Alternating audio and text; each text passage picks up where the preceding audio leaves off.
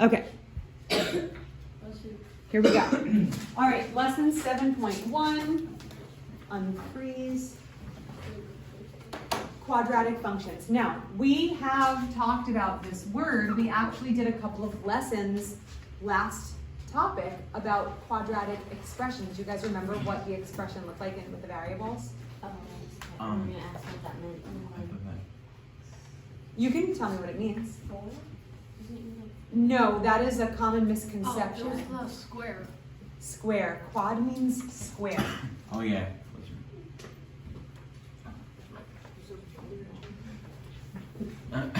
Quad means square in Latin. So that's, what does a quadratic expression look like? We worked with factoring them. We worked with pulling out GCFs. Yeah. Isn't that like when it has like a degree of like 2? Mm-hmm. It has a degree of 2. Can anybody tell me what the quadratic expression, like the standard form, what it looks like? Yeah. It's a bunch of variables. Exponents with variables, the highest exponents first in alphabetical order, and then. Can you can anybody say it? Yeah. X squared plus X plus wait, what was the X? Oh, X squared plus X. X y squared. And that 3-day weekend was long, huh? It's a whole 3 days. It's a whole 3 days. X squared plus B X plus squared plus 8. Are you on something, Bo? That's not necessary. Okay, thank you. Do you guys remember seeing this? A quadratic expression, ax squared plus bx plus c. Okay, so that is our standard form of a quadratic expression, right? Today, when we talk about quadratic functions, now a function simply means what? What makes it a function? For every thingamajig, there's one output. Yeah, an input. Yeah, for every input, there's an output. So if we're talking input and output, tell me what function notation looks like. If I turn this into a function, what it would look like. We're gonna do like ax squared in one column, and then Well, I'm not talking about doing a table of values. I'm just talking about what does function notation look like? Yeah. Is it like the T chart where it's like Function notation, like writing. we solve it. Yeah, I'm trying. Anybody? Sorry, say it again? What does function It's like- notation look like? That, and It doesn't matter if it's a quadratic function, linear function. It's like 2 equations in different parentheses. Y plus B. That would be a linear equation. What does a function look like when it's linear? Yes, Oh, f of x. Oh, I forgot about that guy. F stands for functions. Function of x, meaning the function of the input x, is this. What's my input? The X, X. What's my output? the Y. Which is f of x. Very good. My input is x. And my output is f of x. Or we would call it y if it's on a coordinate plane. But we would just call it f of x because that's the way it's notated in standard function form. The great news about what we're learning today is we're going to drop more than half of this function.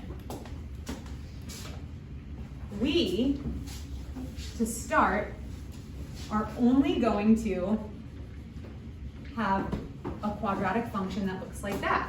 We can handle that, right? It's so little. Aww, it's so cute. That means, all right. she's dying. That means, excuse me.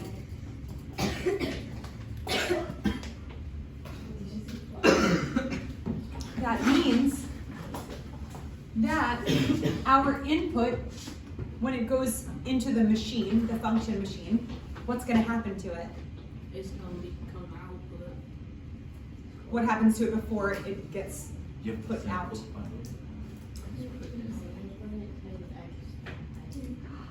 What?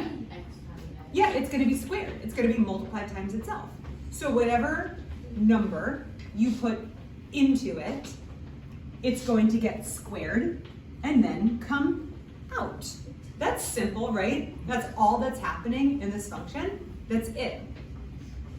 We call this very simple quadratic function the parent function. A quadratic is the simplest function.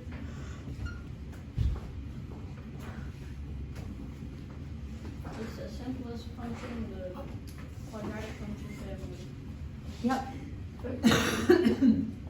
The quadratic parent function. They just call it a parent function where it's like that's the beginning of it before it has all these babies and makes everything more complicated. Okay?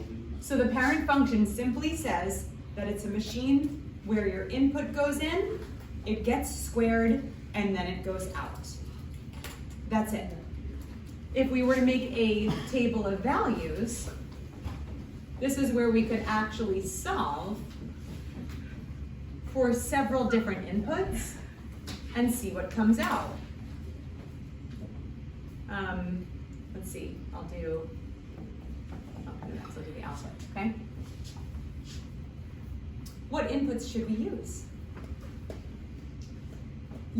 It's not helpful if you just are reading off. There's a reason I'm on this slide and that I didn't move on. Okay, reason. Yeah, how'd you come up with that? You just remember from the last time we did? That's really good. -2, -1, Yeah. -1, positive 1, positive 2. Yeah, that's really good. You remembered very well. I remember a lot of things. Good. Now, do we have to use these values? No. No. We could use -300, or we could use positive 85.3. It's just like a hypothetical thing. Well, I guess, but it's more like, it's making it as simple as possible on a graph. I don't want to graph an x coordinate of 89.3 on a coordinate plane. My coordinate plane isn't big enough. So I'm gonna choose values that will show me the behavior of the function, the way that it's moving, where it's going. I want to choose some negative values, even though, of course, I would prefer just to only have positives, right? It's like, can't we just stick with these three? But if I stick with these three, I'm really only gonna get about half of the function. We want to see the behavior of the function when the input values are negative. If you look at the coordinate plane, and this is your x-axis, only this side has the positive values. So if I only graph on this side, I'll only get half of my graph. I have to pull a few negative inputs to get a really good picture of the whole graph. Does that make sense? So let's go ahead and put these into the machine and see what comes out. Put in a -2. What comes out? 4. -1. 0. 1. 2. 4. Notice anything about these outputs? It's a pattern. Yeah, there's kind of a pattern there. Does anybody have like a word for what we're seeing here, starts with an S? System? No. The pattern that we're seeing here, it's like the same. It's the same thing. on- Symmetrical. Good. This is going to make a symmetrical graph. Yeah? Why did you put the 0 in parentheses? Because it's squared. Because I don't know why, okay? Does it matter? Sorry. It doesn't. The only time it matters is for the negatives, but then I just kept putting in parentheses on it. After I put the 0 in parentheses, I thought to myself, I don't really need to put these in parentheses, so I stopped, but I kept the 0 in parentheses. But it You could must be know. -0. Doesn't that mean like whatever line it forms on one side, it copies it to the other side? It's very important for the negative numbers. That's what allows the -1 to be multiplied times itself. If the negative numbers were not in parentheses, the answer would be -1, and that would not be correct because we're putting in the x value -1. That x value is being multiplied times itself to get a positive. So parentheses here are very important. Now we have coordinate pairs. Boop, boop, boop, boop, boop. Let's graph them. What's my first coordinate pair? -2, 4. Okay. -1, 0, 0, 1, 1, 2, 4. Beach 2. So I have this kind of like interesting It's like little a U. connect the dots situation.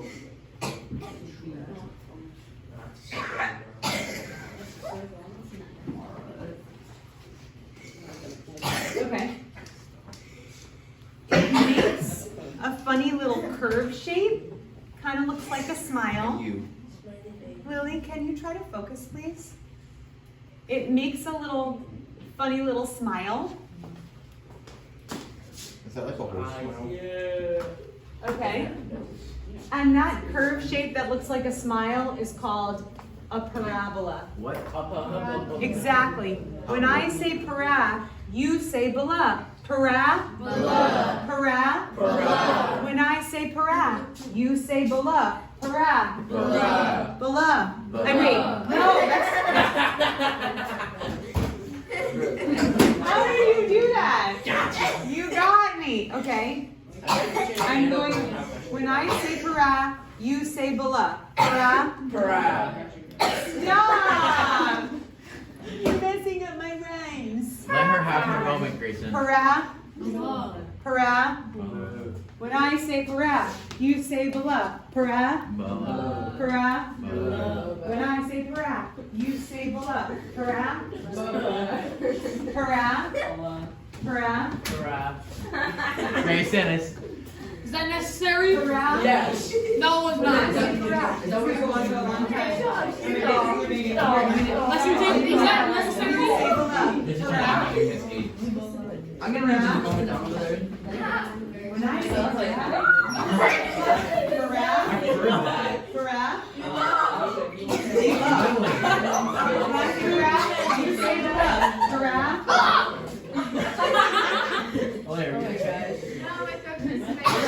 Blood. When I say para, you say bala. Para. You say bala.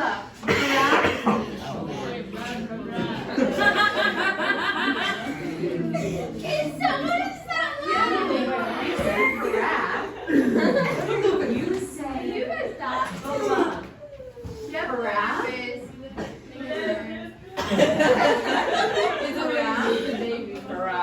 Yeah. You say bala. Para. Para. Are you okay? When I say para, you say bala. Para. Para.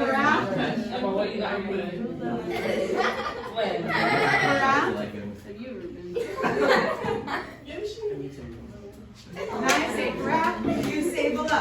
Para. Para. When I say para, you say bala. Para. Para. Very good. Now, who can say? She already did me. Who can say parabola 6 times fast?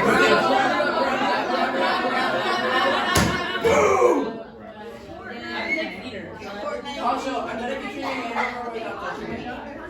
Who can say parabola 10 times fast? Me.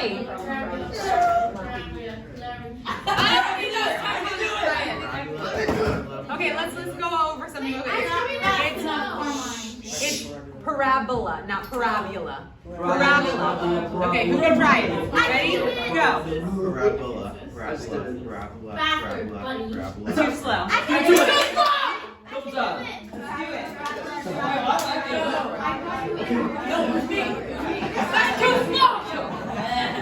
Double. You are not saying parabola.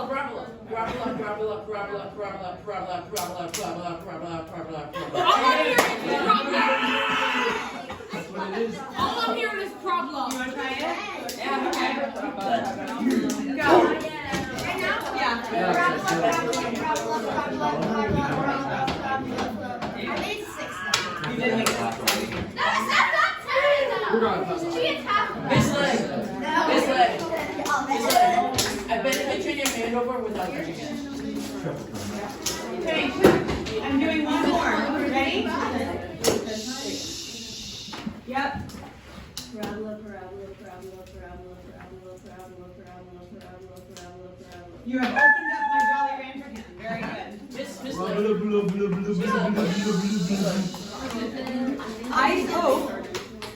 I hope that when you go to sleep tonight, you can't sleep because your mind's going parabola. What? Parabola.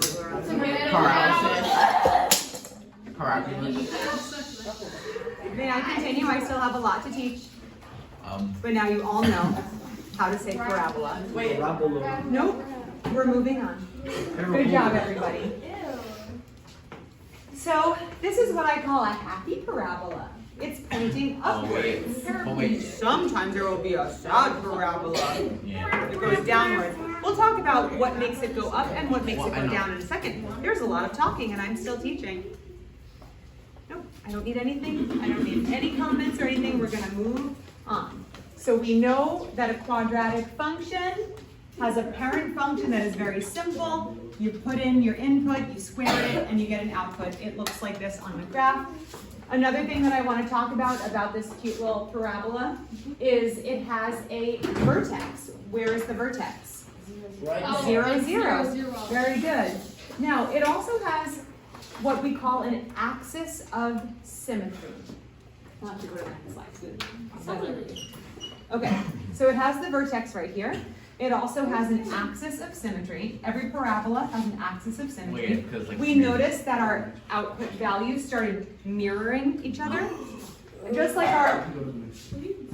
like when we had absolute value functions, and they would mirror each other. So like over here, our absolute value function would start to mirror itself. But why is it not Our curving? parabola, why we can't continue the calling out, okay? So this also mirrors itself, it just goes in more of a curved shape because of the exponent. Oh. So when we have a symmetrical function, it has an axis of symmetry, which is simply the line that goes through the vertex and causes the symmetry. It divides the parabola in half, okay? In this case, your axis of symmetry is the y-axis. We also call it the fancy term, which would be x equals 0. Remember, a y-axis is called x equals 0. We also would say that the vertex is what we would call the turning point of the parabola, meaning if you're reading a parabola's graph from left to right and you're looking at the behavior, what's happening as we move from left to right? What's happening to the output values? As we go from left to right on the x-axis, what's happening to the output values? They're decreasing, right? Are they going to keep decreasing and keep decreasing forever? No, it's going to hit a turning point, the vertex, and then it's going to change its behavior. It's going to start increasing. So that's something that's really important because and we'll talk about this, we probably won't have time later, but in later examples, it's going to ask about the behavior. It's going to say over what interval is the function increasing, over what interval is the function decreasing. Well, it's decreasing from here to here. So from here to the vertex, it's decreasing. So what would that interval be? How would we call that? What would we say about the x values, the interval of the x values? What is the interval of these x values in terms of going from left to right? Yes, it would be when x is less than 0. So when x is less than 0, the function is decreasing. And what's happening on the other side of the vertex? When x is greater than 0, the function is increasing. So that's, I believe, 2 questions on your homework. Isn't it also at 0 is x equal to 0? Yes, that's exactly right. And I'm actually going to ask one more question about this, And it's gonna look kind of weird. It says, when are the values of f of x? Now, what does f of x mean? Why? Yeah, your y values, or your output values, however you want to say it. Your y values or your output values. When are these values positive and when are they negative? It's kind of a tricky question. Let's answer the negative part first. When are they negative? Just look over When here. x is Right less there. than 0. 1 is the negative. No, when are the output values negative? When x When the power is negative. No. Oh shucks. When everything's negative. Anybody? when x is less than 0. Can you show me where on the graph you see an output value that's negative? There is none. Very good. It's a trick question. It says, when is it negative? Never. Okay? The output values are never negative on this particular graph, this parent function. When are they positive? Oh, So close. Almost always. Almost always. Somebody said it before. Always except for 0? Always except for when x is 0. Very good. Isn't it like no angle? Like I forget. It was like last year we learned about this too almost, and it was like 0 or like no like slope was just like no. It's totally different. I know what you're talking about. Has nothing to do with this, so we're just gonna move on. Okay. So here is another little pretty design here. It's like an upside down rainbow. What we have here is we still have our parent function, but they wrote the parent function a little bit differently. What's different about the way they wrote this parent function? there's variables. Wait, what? There's a number. There's a number. What? What do we call that number? Coefficient. Coefficient. We actually call it the leading coefficient. Wait. We call it the leading coefficient because It's in front of ax it. squared plus bx plus c, this would be the a, and a is the lead, first one. the lead of the alphabet, right? So it's the first one, it's the leading coefficient. What is it, Carmine? But it's the same thing as that one, right? It is exactly the same, because this one doesn't change anything. Where they're making the one appear so you can compare it to when a function has a leading coefficient that's different than 1. So we went from just examining a parent function to now we're talking about its little baby functions. They had babies, and now we are looking at what those babies look like on the graph when they're different from their mommy and daddy. So this is the mommy-daddy thing, and then this baby has a value that's less than 1, but greater than 0. It's a value that's in between 0 and 1, and that's the blue parabola. This function, it's like this little piggy went to. This little piggy has a leading coefficient value, an a value, that is greater than 1. What is the behavior? What is it? How does it compare with the parent function? Both the green parabola and the blue parabola. How is it different from the parent function? It's in the middle. Like the parent function's in the middle. Right, but how would you describe the difference between this function and this one? One's wider. Yeah, one's wider. Very good. So we notice that this one is wider than the parent function, and this one is the one that has a leading coefficient or an a value that's in between 0 and 1. A decimal number causes the parabola to widen, but a number that's greater than 1 causes the parabola to Shrink. get more narrow, to thin out. Okay? Does that make sense? Yeah. Okay. Stick with me for just a second. Oh, this is my happy parabola, sad parabola. This is my favorite part. Okay? This is so easy. Now, I think that this one is a little bit trickier to remember. And the notes are on the slides. If you look in, if you guys want to write this down, you can. When a is in between 0 and 1, which is the decimal number, it's wider. And when a is greater than 1, it's narrower. It's in there. If you guys want to write it down, that's great. That one to me is a little harder to remember because sometimes we think of like, oh, when a is just a baby decimal number, it should get smaller, right? No, it gets wider. Think of a toddler, like a little baby toddler going, Mommy, and spreading his arms out really, really wide. Right? Help me, pick me up. And then the older teenager is like, yeah, I'm good. Or they're like holding out their hands for some cash or something. Yes. I don't know, that's how we want to think about it. Teenager. Now let's talk about the difference between a happy parabola and a sad parabola. What do you notice? Wait, He's happy. like, What do you notice about the function it, the?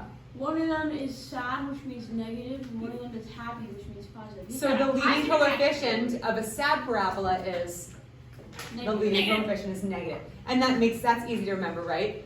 A positive leading coefficient is a happy parabola. About positive A attitude. negative coefficient is a sad parabola. Yeah. it's also mirrored on like every like side to side. Right, because the coefficients are the same except for the fact that one's Yeah. positive and one's negative. So we just answer that question. And then you can answer, what time is it? 22. All right, you guys can pack up.